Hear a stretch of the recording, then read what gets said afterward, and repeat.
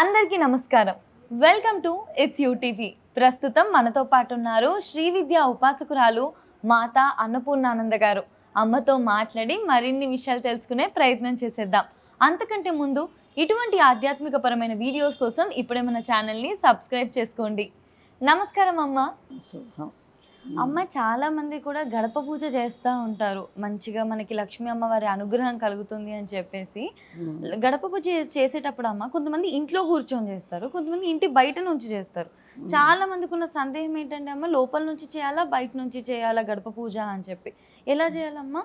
బయట నుంచే చెయ్యాలి. బయట నుంచే. ఇప్పుడు ఇల్లు కట్టేటప్పుడు మనం శంకుస్థాపన చేసేప్పుడు ఒక పూజ చేస్తాం. అంతేగాని అన్ని కిటికీలు పెట్టేప్పుడు మరి గోడలు కట్టేప్పుడు ఇంకా ఏ పూజలు చెయ్యం. ఒక్క గడప పెట్టినప్పుడే చేస్తాం. గడప అంటే అసలు ఇంటి మొత్తానికి అదే అసలు సరైన బలం. శుభకరమైంది కూడా అదే. దానికి మళ్ళీ యథావిధిగా పూజ, గణపతి పూజ చేస్తారు. గడప మహాలక్ష్మి అని ఆవిడ పూజ చేస్తారు, లక్ష్మీదేవి పూజ. ఒక్కసారే చేయటం కాకుండా బయట నుంచే చెయ్యాలి అది. ఇప్పుడు చూడండి, ఒక మామూలు పెద్ద పూజలాగా సింహద్వారం పెట్టినప్పుడు పెద్ద పూజలాగా చేస్తారు. తర్వాత పొంగలి నైవేద్యం పెడతారు. ఎప్పుడైతే గడప చక్కగా నీట్గా ఉండి పసుపు రాసి బొట్లు పెట్టి మామిడి తోరణాలు పెట్టి ఎప్పుడైతే ఉంటుందో మనకు చూడటానికి ఆహ్లాదకరంగా ఉంటుంది. లక్ష్మీదేవి ఆవిడ తప్పకుండా వస్తుంది, కళగా ఉంటుంది. అదే చాలా కళగా ఉంటుంది. అందుకని అసలు మనకి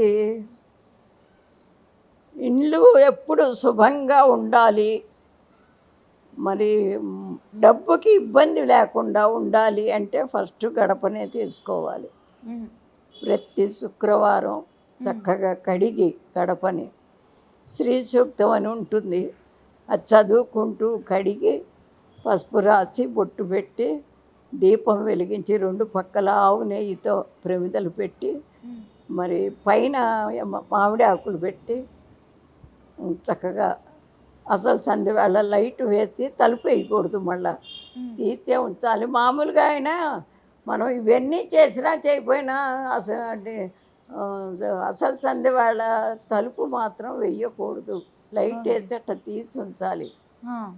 దొడ్డి తలుపు వేస్తారు, కొంతమంది దొడ్డి తలుపు వేస్తారు, కొంతమంది దొడ్డి తలుపు వేయకపోతే వెనకాల తులసమ్మ ఉంటుంది దొడ్లో, అక్కడ దీపం వెలిగించుకుంటారు. అక్కడ ప్రతి ఇంట్లో తప్పనిసరిగా తులసి చెట్టు ఉండాలి. అవును.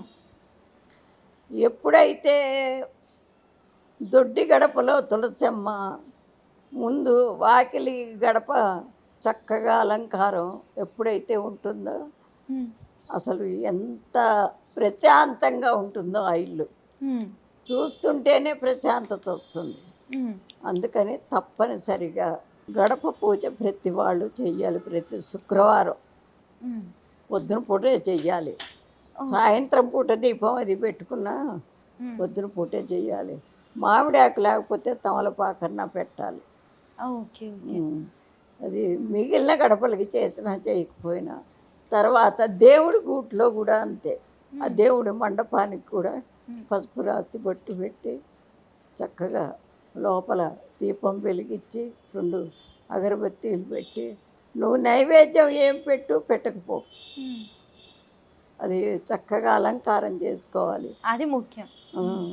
అది మామూలుగాను లక్ష్మీదేవి శుక్రవారం నాడు ఎవరింటికి వెళదామా అని పిలిచినా పిలవకపోయినా వెళదామా అని తిరుగుతుందిట. ఏ ఇల్లు అయితే చక్కగా నీట్గా ఉండి చూసే వాళ్ళకి బాగుండి తను కూడా చూడగానే పోయి ఇల్లు చాలా బాగుంది అని అనుకుంటుందో వెళ్ళి ఆ ఇంట్లో కూర్చుంటుంది. అది ఒకటి. తర్వాత ఇంకోటి ఏమిటంటే, పరిస్థితులు ఎట్లా అన్నా ఉండని శుక్రవారం చచ్చినా ఎవరికి 1 పైసా ఇవ్వకూడదు. తర్వాత వచ్చిన ప్రతి ముత్తైదుకి ఖచ్చితంగా బొట్టు పెట్టాలి. ఉమ్, పండు ఉంటే పండు ఇవ్వటం, లేకపోతే అంత పంచదార అయినా పెట్టడం ఉమ్, తప్పనిసరి. ఏమో ఎవరి రూపంలో వస్తుందో. అవును. అంటే అక్కడ అర్థం ఏమిటంటే భగవంతుడు ఎక్కడో లేడు, మనిషి మనస్సులోనే ఉన్నాడు అని.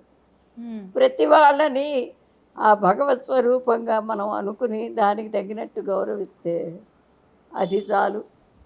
సమాజం అంతా చాలా చక్కగా తయారవుతుంది. చక్కగా ఇప్పుడు మీరు చెప్పిన ఈ ఇవన్నీ కూడా పాటిస్తే మనకి అది ఇల్లు చూడగానే లక్ష్మీ కళగా అనిపిస్తుంది. అమ్మవారు కూడా ఎప్పుడు ఎవరింటికి వస్తారో తెలియదు కాబట్టి చూడగానే రావాలి అనిపించేంత అనిపిస్తుంది. నీట్గా అది అది గడప పూజ కూడా అంత అలంకరణతో చేస్తే అందంగా కనిపిస్తుంది. అదేం పెద్ద టైం పట్టదు. అవునమ్మా. ఎంతో టైం 5-10 పట్టదు. నిమిషాలు అంతే. ఉమ్. ఇది ఓన్లీ గడప పూజ అనేది పొద్దున మాత్రమే చేయాలా అమ్మ? ప్రతి మళ్ళీ సాయంత్రం పెట్టుకున్నప్పటికీ ఆ కడగడము, పసుపు అదంతా రాయడం అనేది- పొద్దున పూట చేస్తే మంచిది. Okay okay. గడప పూజ చేసేటప్పుడు అమ్మ ఏమైనా నియమాలు ఉంటాయా పాటించేటివి? ఇప్పుడు డోర్ పెట్టకూడదు అన్నారు, అలాగా ఇంకేమైనా ఉంటాయా? పూజ చేసిన తర్వాత ఇంకా దాన్ని తొక్కటం కానీ, అసలు మామూలుగా అయినా గడప మీద అసలు నుంచోకూడదు. అవునవును. పిల్లలు నుంచుంటూ ఉంటారు, చెప్పాలి ఎప్పుడు.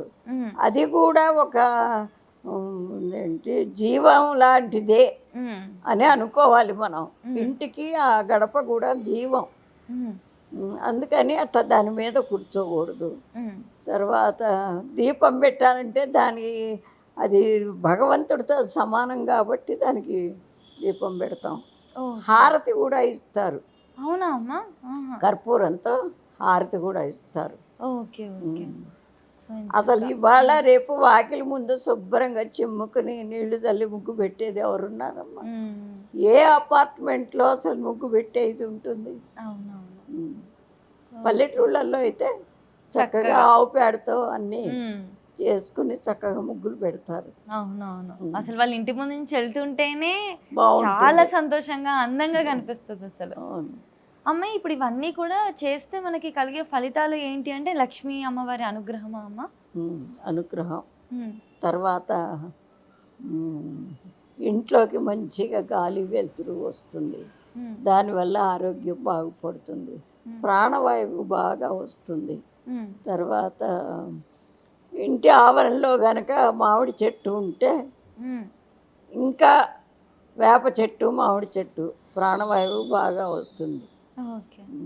అది ఒకటి. ఇంట్లోకి గాలి కనుక ఇంట్లోకి వస్తే అసలు ఇంకా రోగాలే ఉండవు. ఉమ్. అది ఓకే అమ్మ. అమ్మ గడప దగ్గర చేయకూడని పనులు అంటూ ఏవైనా ఉంటాయా అమ్మ? అంటే నిల్చోవద్దు అని అన్నారు కదా. ముందుగా ఫస్ట్ గడపని లక్ష్మీ అమ్మవారి స్థానం, అది లక్ష్మీ స్థానం అని అంటారు కదా, అసలు గడపని లక్ష్మీ స్థానం అని ఎందుకు అంటారు?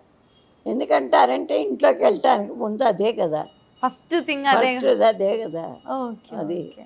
ఇప్పుడు ఎట్నుంచి మనం ఇప్పుడు ఎవరు వచ్చినా వెనకాల నుంచి దొడ్డో నుంచి రారు, అటు రారు, ఇటు రారు, ముందు నుంచే వెళ్తారు. ఉమ్, కాబట్టి అది అసలు మనకి లక్ష్మీదేవి స్థానం. స్నానం. అందువల్ల దానికి మనం ఆ అమ్మవారు కూడా అటు నుంచే వస్తుంది లోపలికి అని. ఓకే. అది ఆవిడ మరి మామూలు జనానికి చేసేంత శ్రద్ధ భగవంతుడికి చేయకపోతే ఎట్ట? అవునవును. ఆ. ఖచ్చితంగా. ఇప్పుడు ఇవాళ రేపు అట్టాగే ఉంది. జనాలు వాళ్ళ ఒక పెద్ద బిల్డింగ్ కడతారనుకో, ఉమ్, ఇది పెద్ద అబ్బాయికి ఈ రూము, చిన్న అబ్బాయికి ఆ రూము, ఇది ఎవరన్నా వస్తే వాళ్ళకి, ఇది మాకు అంటారు. మరి దేవుడికి ఎక్కడ? అవునవును. అది చూసుకోరు. అది తీసుకెళ్ళి ఏ మూలో చిన్నది ఇంత పెడతారు. అసలు మనకు కావాల్సింది ఫస్ట్ మనల్ని పుట్టించినటువంటి భగవంతుడు ముందు జ్ఞాపకం చేసుకుని ఆయనకి కరెక్ట్గా ఉండేట్టు చూసి పెట్టుకోవాలి. ఓకే. అది అమ్మ గడప దగ్గర చేయకూడని పనులు ఏంటమ్మా? చెయ్యకూడని పనులు అంటే చెప్పులు గబగబా తీసుకొచ్చి గడప ముందు వదలకూడదు, బయటే వదిలేసేయాలి. బయట రోడ్డు కాబట్టి అవతల ఎక్కడన్నా వదిలేసేయాలి. ఈ విడిచిన గుడ్డలు ఇవన్నీ అసలు గడప ముందు ఉండకూడదు. చీపుళ్ళు ఉండకూడదు గడప ముందు. చీపురు కూడా అందరు నిలవబెడతారు, నిలవబెట్టకూడదు, పడుకోబెట్టి ఉంచాలి. చీపిరి కట్టని పడుకోబెట్టి ఉంచాలా? అంటే బయట అవతల పక్క గడప ముందు మాత్రం ఏది పెట్టకూడదు. Okay okay. తర్వాత అక్కడే గడప ముందే అన్నాలు తినకూడదు. అక్కడంతా ఎంగిలి పడితే దాన్ని శుభ్రం చేసుకోవాలి. అసలు ఎంత ఆరోగ్యం అమ్మా, అవన్నీ ఆరోగ్య సూత్రాలే కదా. ఇంకా గడప మీద కూడా కూర్చోకూడదు, ఎక్కగా దాని మీద కాలు పెట్టి ఎక్కకూడదు. ఓకే ఓకే, ఖచ్చితంగా ప్రతి ఒక్కరు కూడా గడప పూజ చేసుకోవాలి తప్పకుండా. దాన్ని లక్ష్మీప్రదంగా మనం ఎంతగా కలగా అలంకరించుకుంటే అమ్మవారి అనుగ్రహం కటాక్షం కూడా అంతగానే ఉంటుంది. అప్పుడు ఏమవుతుందంటే ఆ అమ్మవారు దిగొచ్చి మన ఇంట్లో కూర్చోవటం కాదు, దానికి తగిన పరిస్థితులు మనకు వస్తాయి. అవును, ఆపర్చునిటీ, అవకాశాలు వస్తాయి. అది ఓకే ఓకే అమ్మ.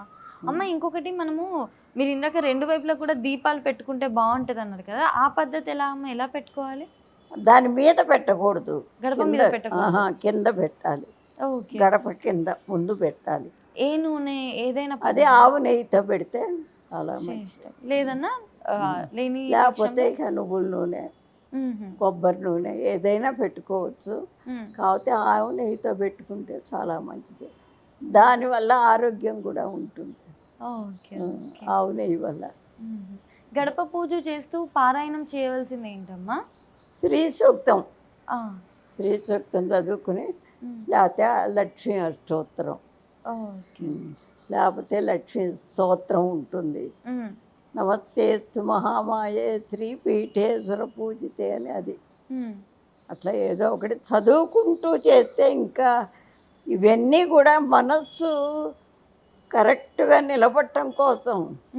అట్లా నిలబడ్డప్పుడు అసలు చెడు అనేది ఉండదు, చెడ్డ ఆలోచన రాదు. అట్లా చెడ్డ ఆలోచన రానప్పుడు అసలు సమాజం ఎంత బాగుంటుంది. అట్లా కాకుండా ఏదో ఎవరికి ఇష్టం వచ్చినట్టు వాళ్ళు చేస్తున్నారు. అదొకటి. పిల్లాడికి అన్నం పెడుతూ ఉంటారు, వాడికి మొదటి నుంచి నేర్పాలి. వాడు తింటలేదని చంకలో వేసుకుని రోడ్డంతా తిప్పుతూ, ఎంత మురికి, ఎంత ఇది ఉంటుంది రోడ్డు మీద, ఎంత డస్ట్ ఉంటుంది, అన్నంలో పడదా? పడుతుంది కదా. అదే చెప్పులు వేసుకుని ఇంట్లోకి ఇళ్ళంతా తిరుగుతారు, ఆ చెప్పులకి ఎంత ఇది ఉంటుంది. మనం శాస్త్ర ప్రకారం భోజనం చేస్తే అసలు ఎంత ఆరోగ్యం. ఇప్పుడు ఇక కాళ్ళు నొప్పులు అవి వచ్చిన వాళ్ళు తప్పదనుకోండి, ఇవి అరిటాకులో కూర్చుని అరిటాకులో తింటే మనం తిన్న ఆహారం కరెక్ట్గా మనకి జీర్ణకోశంలోకి వెళుతుంది, చక్కగా అరుగుతుంది. అలా కుదిరితే అలా అలవాటు చేసుకోవడానికి ప్రయత్నిస్తే చాలా బాగుంటుంది. అసలు పెద్దవాళ్ళకే లేదు, ఇంకా చిన్నవాళ్ళు ఏం చేస్తారు తల్లి. అన్నిటికీ ఒక విదేశీ సంస్కృతి వచ్చి పడ్డది మనకి. ఇప్పుడు పెద్దవాళ్ళు చెప్పినా కూడా వాళ్ళకి తెలియట్లా. డబ్బు వ్యామోహం అయింది. డబ్బు వ్యామోహం ఉన్నవాళ్ళు ఇంట్లో భర్త తెచ్చిన డబ్బుని జాగ్రత్తగా ఖర్చు పెట్టండి, జాగ్రత్తగా చేసుకోండి, నీకు ఎందుకు సంసారం గడవదు. ఇప్పుడు ఎల్కేజీ అతను, ఎల్కేజీ పిల్లాడు, వాడికి 1000 ఫీజు కట్టాలి, దానికి డబ్బులు కావాలి. ఓకే, వాడికి ట్యూషన్ ఎందుకు? ఇంకా ట్యూషన్కి పంపించి తల్లి చదువుకున్నదేగా, ఆ చదువు ఇంట్లో చెప్పేస్తే ఎట్లుంటుంది?